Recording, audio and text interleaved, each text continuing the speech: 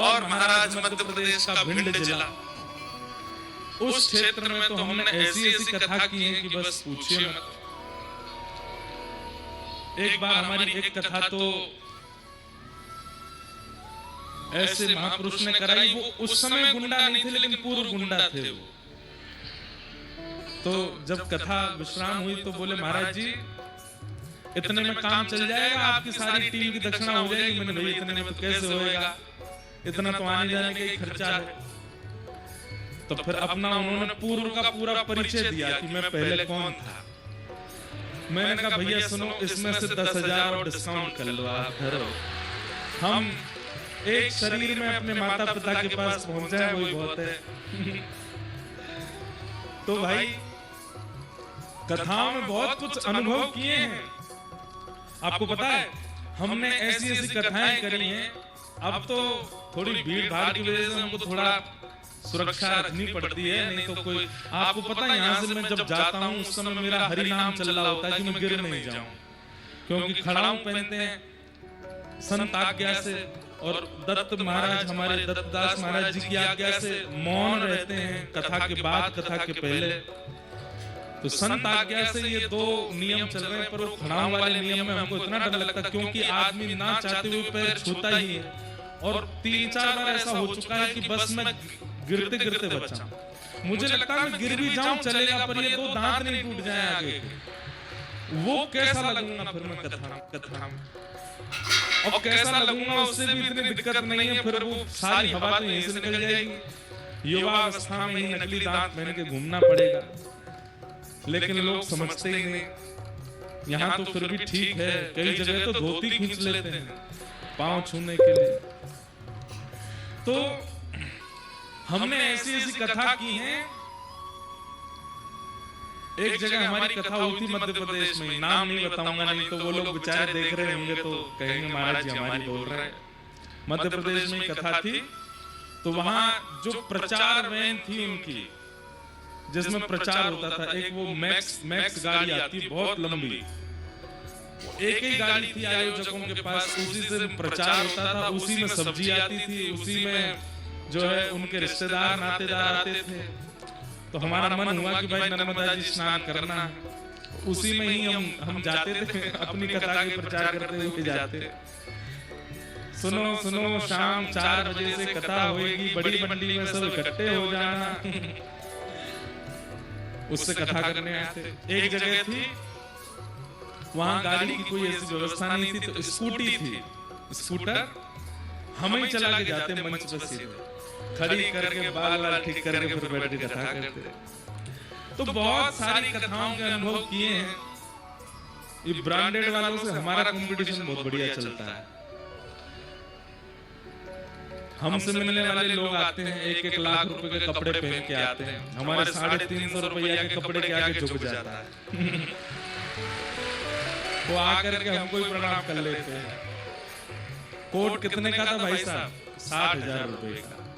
जूते कितने के थे? 1.5 लाख रुपए के। टी शर्ट कितने की थी? 15,000 रुपए की। पैंट कितने के थे? 5,000 रुपए के। मैंने किलो 200 रुपए की धोती, 150 रुपए की बगलबंदी, करो प्रणाम। 350 रुपए में तो झुक जाते हैं क्या? 5 लाख रुपए झुक जाते हैं नीचे। भाई कई लोगों को बहुत ज्यादा, वो भोजन में भी ब्रांड देखते हैं, वस्त्रों में भी ब्रांड देखते हैं, सब चीजों में उनको बहुत जो है वैसा चाहिए होता है माहौल। और युवा ने जाकर के कहा हे गुरुवर मैं आपसे एक बात जानना चाहता हूं। बोले क्या? आपकी जो पत्नी है ना वो बड़ी विपरीत स्वभाव वाली है, वो आपको डांट भी देती हैं, आपके ऊपर चिल्ला भी देती हैं। कभी कभी अभी 2-3 दिन पहले ही हमने घटना सुनी थी, वहां पे तुकाराम जी से वो बालक कहता है कि उन्होंने एक गन्ना भी मारा था आपको, जिसके 2 टुकड़े हो गए थे। तुकाराम जी बोले अभी तक निशान भी है। आपकी इतनी विपरीत पत्नी है, फिर भी आप इतने प्रसन्न कैसे रहते हो? मैं आपसे केवल ये जानना चाहता हूं कि विपरीत परिस्थिति, विपरीत वातावरण, विपरीत परिवार, विपरीत पत्नी, विपरीत बच्चे, विपरीत मित्र, विपरीत माहौल जब हो जाता है तो उसमें प्रसन्न कैसे रहा जाता है? आप कैसे प्रसन्न रह लेते हो? आपको देख करके लगता है कि आपको जीवन में कोई चिंता है ही नहीं। क्यों? तो तुकाराम जी महाराज ने मन में सोचा कि मैं इसको ज्ञान उपदेश करूंगा तो इसके सिर के ऊपर से बात चली जाएगी, एक प्रैक्टिकल करा देता हूं। तो तुकाराम जी बोले, तू मेरी बात बाद में सोचना, मुझे तेरे बारे में एक नई बात पता चली है। तो वो बालक बोला, क्या? बोले, इधर आ। वो बालक थोड़ा पास गया तो उसके बाल ऊपर करके उसके माथे की रेखा देख कर तुकाराम जी बोले, तेरे जीवन के तो बस 7 ही दिन बचे हैं बेटा, तू मेरी प्रसन्नता की बात में पूछना। तेरे जीवन के केवल 7 दिन बचे हैं, 7 दिन बाद तेरी मृत्यु हो जाएगी। बालक बोला, महाराज जी कैसी बात कर दी आपने, मैं तो आपसे चिंता का समाधान करने आया, आपने तो मुझे और चिंता में डाल दिया। बेटा नहीं बताता तो मुझे बुरा लगता ना, अब तू देख ले तेरे को क्या करना है, 7 ही दिन बचे हैं तेरे। वो बालक तुरंत दौड़ करके गया। अब वो किसी को बता करके चिंतित करना नहीं चाहता था, माता पिता किसी को नहीं बताया, लेकिन वो बालक इतना व्यवस्थित जीने लगा। अब उसको पता है कि मेरे 7 दिन है, तो जितनी नींद होनी चाहिए उतना ही सोता है, जितना भोजन होना चाहिए उतना ही खाता है। रोज अपने भाई बहनों से लड़ता था, लेकिन अब भाई लड़ने आता है तो कहता, भाई लड़ ले भाई, अब तो मिलूंगा नहीं मैं तुझे, लड़ ले और क्या करेगा। बहन कुछ बात पर नाराज हो जाती तो बोले, बहन मैं तुझसे क्षमा मांग लेता हूँ, तू नाराज मत हो मुझसे, कल को मैं नहीं मिला तो फिर तू रोएगी।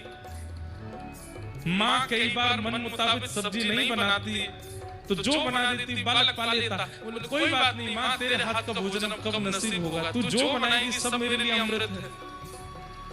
पिता किसी बात पर पीट देते, बोले, पिताजी आपकी ये पिटाई याद आएगी मुझको, मार लीजिए जितना चाहो। 7वां दिन जैसे ही आया, सुबह जल्दी जल्दी उठ गया, नदी में स्नान किया, माँ को प्रणाम, पिता को प्रणाम, भाई को प्रणाम, बहन को प्रणाम, पूरे घर परिवार को प्रणाम करके सीधा तुकाराम जी के पास आके बैठ गया। बिल्कुल शुद्ध उसके जैसे कई लोग जो है बहुत, जब व्यक्ति बहुत ज्यादा निर्मुक्त हो, मतलब निश्चिंत हो जाता है ना, उसके लहजे बदल जाते हैं बोलने के, उसके चलने का लहजा बदल जाता है, उसकी हेयर स्टाइल बदल जाती है, कपड़े पहनने का तरीका बदल जाता है। लेकिन थोड़ा चिंतित व्यक्ति होता है ना, उसको देखोगे आप सीधा बैठेगा, नीची नजर रखेगा, बाल भी डिसेंट रखेगा, भोजन जो दे दो वो पालेगा। ऐसा ही हो गया था। तो जब तुकाराम जी के सामने गया तो तुकाराम जी से बोला, महाराज 7वां दिन है, मेरे प्राण जाने वाले हैं। तुकाराम जी बोले, अच्छा तुम्हारी बहन ने लड़ाई की तुमसे 7 दिन में? बोले, हाँ लड़ा तो रही थी वो। तुमने लड़ाई की? बोले, नहीं मैंने नहीं लड़ाई की। भाई ने लड़ाई की? बोले, हाँ का उसने मारा, मैंने सह लिया। माँ ने तुम्हारी मनपसंद सब्जी बनाई कि नहीं बनाई? बोले, नहीं वो तो कुछ भी बना रही थी पर मुझे सभी अच्छी लग रही थी, मैंने सोचा 7 ही दिन बचे हैं, क्यों रोध हो करके नाटक करके कुछ कहूं, जो बनाती मैं पा लेता था।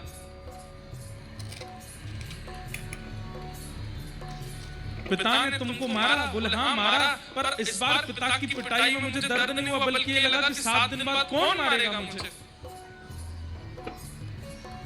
तुकाराम जी बोले, यही मेरे जीवन का सूत्र है। मैं हर दिन ये विचार करता हूं कि पत्नी मेरी विपरीत है, इसकी विपरीत स्वभाव से दुखी होकर के मैं क्यों अपना पूरा दिन खराब करूं। क्या पता रात्रि को प्राण चले गए तो। रात्रि में बच्चे विपरीत व्यवहार करते हैं तो मैं उस पर भी चिंतित नहीं होता, मन में सोचता हूं कि क्यों अपना चिंतन बिगाड़ूं इनसे लड़ करके, कल मेरा अंतिम दिन हुआ तो। मैं हर दिन को अपना अंतिम मानता हूं और जीवन में आने वाली हर परिस्थिति को, चाहे अच्छी हो चाहे बुरी हो, सबको हंस करके स्वीकार करता हूं। क्या पता कौन सा समय अंतिम हो।